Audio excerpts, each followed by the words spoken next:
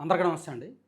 Famous అవ్వాలని, పేరు ప్రఖ్యాతులు రావాలని, తన పేరు మీడియాలో ఒక 4, 5 రోజుల పాటు ప్రధాన ఐటెమ్‌గా మారుమోగిపోవాలని అనుకున్నాడేమో ఒక మత ప్రచారకుడు, ఒక పాస్టర్ అభినయ్ దర్శన్ అతని పేరు.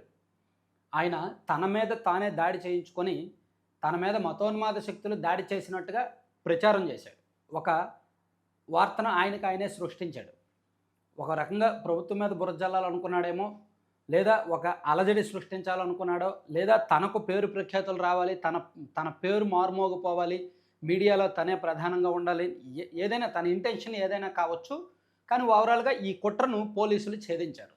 నిన్న ఉదయం నుంచి కూడా రాష్ట్రంలో అభినయ్ దర్శన్ పేరు మారుమోగుతోంది. నిన్న ఉదయం నుంచి కూడా సోషల్ మీడియాలో చాలా ఛానల్స్‌లో అతనిదే. ఎందుకంటే నిన్న ఉదయం తెల్లవారుజామున అతని మీద దాడి చేశారు. ఈ అభినయ్ దర్శన్ అనే పాస్టర్‌ది కడప అనమాట. కడప నగరం అతనిది.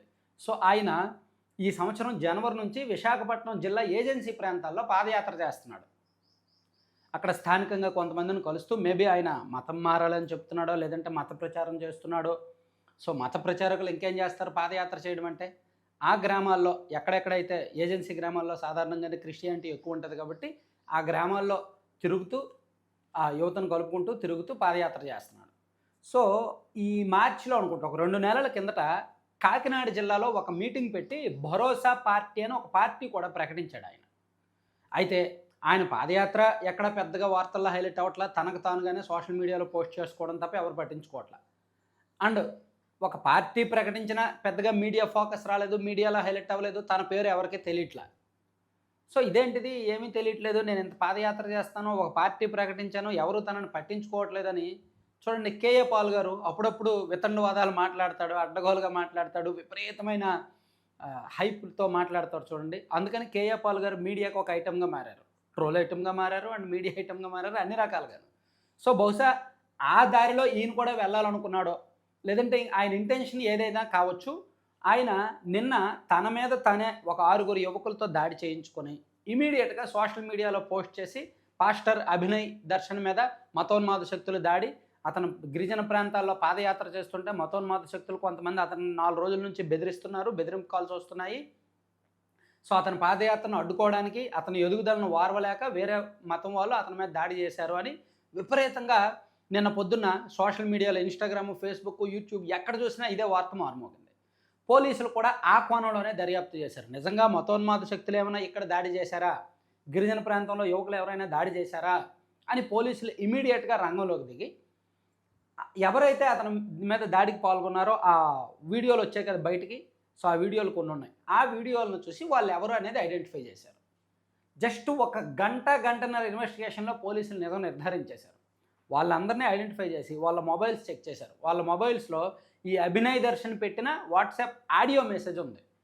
ఆ ఆడియో మెసేజ్‌లో ఏ సమయంలో దాడి చేయాలి? ఎలా దాడి చేయాలి? ఎక్కడెక్కడ దాడి చేయాలి?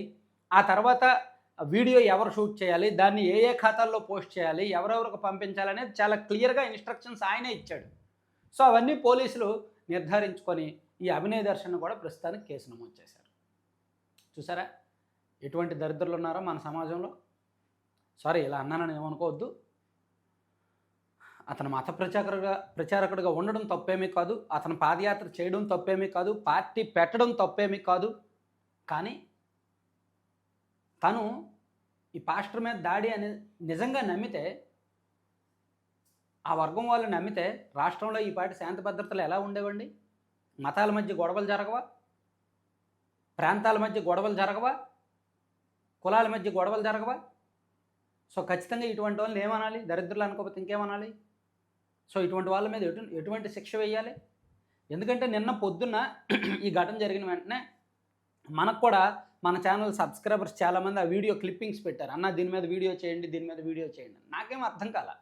అతను ఏదైనా పాస్టర్ ప్రవీణ్ లాగా ఒక పెద్ద శక్తి లేదా అంతకుముందు కొన్ని కాంట్రవర్సీ కామెంట్ చేశాడు అనుకుంటే ఏమో నిజంగా దాడి చేశారేమో అనుకోవచ్చు. లేదు ఇంకో పాస్టర్ పెద్ద పేరు ప్రఖ్యాతులు ఉన్నవాడు, అతనికి శత్రువులు ఉన్నారు అనుకుంటే ఏదైనా అనుకోవచ్చు. కానీ అతనికి శత్రువులు లేరు. అతనేమి మీడియాలో ఐటెమ్ కాదు. అతన్ని పెద్దగా పట్టించుకోరు. సో, అంటే ఉంటే సమాజంలో పెద్ద స్థాయిలో ఉన్నాడనుకోండి, శత్రువులు ఎక్కువ మంది ఉన్నారనుకోండి, అప్పుడు దాడి చేస్తారంటే ఎవరైనా నమ్ముతారు. లేకుండా ఏమీ లేకుండా, ఏ పేరు ప్రఖ్యాతులు లేకుండా ఆడెవడో కూడా ఉనికి కూడా లేని వ్యక్తి మీద ఎవరు దాడి చేస్తారు? అంత అవసరం ఎవరికుంటది? సో అందుకని మనకు చెప్పినప్పుడు కూడా లైట్ తీసుకున్నాం. దీనిలో ఏదో రెండో కోణం ఉంటదని. ఆ రెండో కోణం నిన్న సాయంత్రానికల్లా పోలీసులు బయటపెట్టారనమాట. సో అభినయ్ దర్శన్ తన మీద తనే దాడి చేయించుకొని దాన్ని వైరల్ చేయాలని చూశాడు. ఇందులో రాజకీయ కోణం కూడా మనం వెతకాలి. ఇక్కడ నేను తెలుగుదేశం పార్టీని తప్పుపడుతున్నా. అధికారంలో ఉంటూ తెలుగుదేశం పార్టీ బాధ్యత మర్చిపోయి పూర్తిగా పోలీసులు కుట్ర కోణం ఛేదించక ముందే టీడీపీ అఫీషియల్ సోషల్ మీడియాలో ఇది వైసీపీ కుట్రే అని తేల్చేశారు. అది వైసీపీ కుట్ర అని పోలీసులు ఏమైనా చెప్పారా? లేదా అతని వెనక ఎవరైనా వైసీపీ వాళ్ళు ఉన్నారా? అప్పుడే ఎలా నిర్ధారించగలం అది వైసీపీ కుట్రని?